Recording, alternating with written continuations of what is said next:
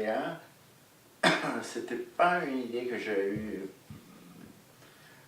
C'est-à-dire, je me rappelais très bien le cas judiciaire, parce que c'était une histoire qui avait beaucoup frappé l'opinion publique italienne, et donc, à l'époque, 2009, quand on a connu la disparition de Léa Garoff, alors, moi, comme tout le monde, était très bouleversé. Mais je n'avais pas pensé à faire un film sur cette histoire. C'était une idée de mon producteur, le producteur Angelo Barbagallo, avec qui j'avais écrit, avait réalisé Nos meilleures années, et de la scénariste de mon film Le Sans Pas, Monica Zappelli. Ils ont eu l'idée de faire un film sur ce cas et ils m'ont proposé de le faire. Et quand j'ai lu les scénarios, je trouvais ça très, très passionnant. Et donc, bien que ce n'était pas mon film, c'est pas moi qui l'ai écrit. Bon, après, je l'ai écrit avec Monica, mais c'était pas une idée originale. Il est devenu mon film. En le faisant, il est devenu mon film.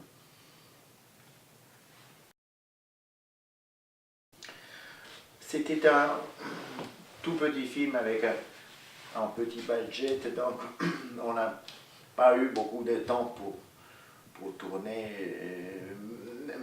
J'employais 6 semaines de tournage.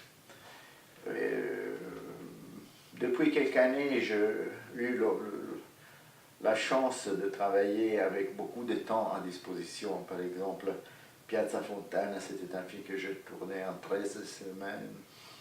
Le film avant, Sangue Pazzo, une histoire italienne, j'avais tourné pour 14 semaines. Et donc pour moi c'était une petite défi de retourner au temps de mes premiers films quand on n'avait pas l'argent, quand on n'avait pas de grands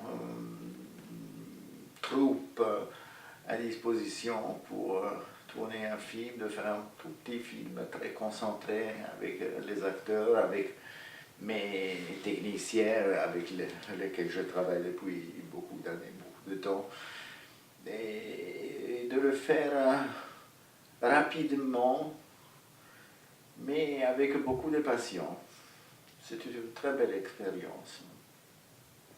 Et je pense que, comme disait Truffaut, il faut faire des films à grand budget et tout après, des tout petits films au petit budget.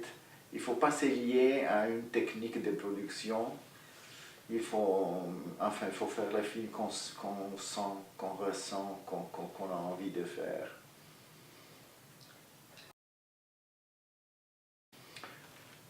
Et quand je lis l'histoire, je me suis immédiatement rendu compte que c'était très important le casting du film. C'est-à-dire que j'avais un choix énorme entre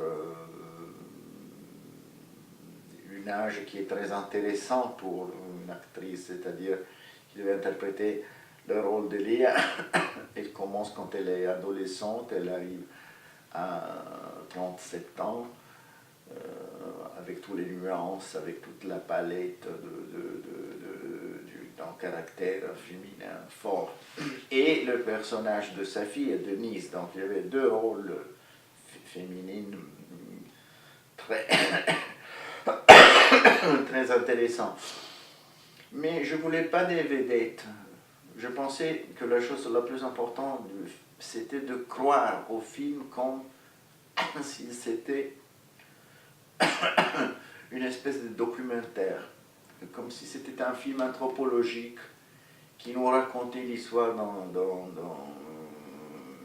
d'une enclave du sud de l'Italie, si vous voulez, primitif, dans le domaine complet de la mafia calabraise. Et donc je voulais que les actrices soient calabresi, qu'ils parlaient la langue, ce qui évidemment va va disparaître avec le sous-titrage. Mais pour les Italiens, c'était enfin rare de entendre un film qui était joué pas dans la langue artificielle, si vous voulez, l'italien, qui n'existe pas. Personne parle l'italien en Italie. Chaque personne parle le dialecte de sa région, avec son accent, avec ces argots qui sont tous différents. Et donc pour moi, c'était très important cet aspect-là. Évidemment, je voulais des actrices, je ne voulais pas des débutants ou comme on dit, gente presa dalla strada, des acteurs pas professionnels. Et donc, je me suis tourné vers les acteurs de théâtre, où je trouvais pratiquement tous les castes de mon film. Mais le film, cette fois-là, a été accueilli d'une façon totalement affectueuse. Je dis ça parce que mes derniers films ont été accueillis d'une façon plus dramatique, plus contradictoire. Mais j'ai retrouvé, je peux dire, l'affection du public, c'était la même de temps de Nos meilleures années, ou de Les 100 pas, c'est-à-dire qui étaient des films qui avaient convaincu. Évidemment, il y avait des gens qui n'avaient pas aimé, mais pas sans aucune agressivité, voilà. Et dans le cas d'Eléa, c'est passé la même chose. C'était un film qui, les gens évidemment rappelaient très bien le cas, et ils ont retrouvé l'histoire d'Eléa et la caractérisation, le travail, le jeu des comédiennes, très bon, très passionnant, et donc le film a très bien passé en Italie. Et j'espère la même chose à l'étranger. Pour l'instant, le film a été vu seulement en France. Il a été présenté à Paris, il a été présenté à Beaune, à Tours.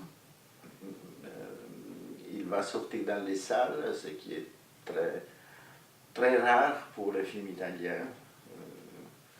Dommage qu'il n'y a plus le change qu'il y avait une fois, à l'époque où en Italie on voyait beaucoup de films français et en France on voyait beaucoup de films italiens. Donc c'est une grande joie pour moi que le film va sortir en France. Oui, j'ai plusieurs projets auxquels je travaille. J'ai appris finalement à travailler sur des tables. Pardonnez cette rhume, tosse. Parce que c'est impossible de se concentrer sur un seul projet.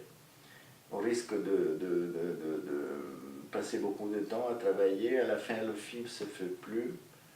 Et vous restez, vous avez complètement jeté votre temps et votre amour pour le cinéma. Donc, comme je ne veux pas perdre l'amour pour le cinéma, je travaille en ce moment au projet de 2 films et un spectacle de théâtre, parce que j'aime bien de travailler dans les théâtres aussi, comme j'aime beaucoup de travailler les acteurs, les comédiens, j'aime beaucoup le théâtre.